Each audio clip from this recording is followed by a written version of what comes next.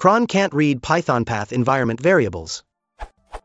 I have added to the Pythonpath on my servers.bash_profile file. However, it appears that Cron isn't reading from it because I am getting import errors. If I run the exact command Cron calls on the command line, it works. But if I send the error output of Cron to a separate file, it's failing on the imports. How can I structure it so that Cron is aware of my appended Pythonpath?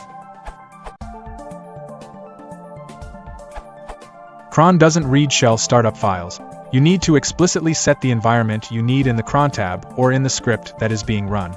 You can place variable assignment statements directly in the crontab. Each directory you need will have to be listed, because you can't append to it since the previous value isn't available.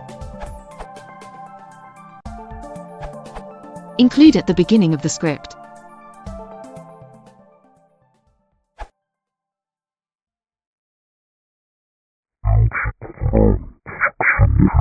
Yeah.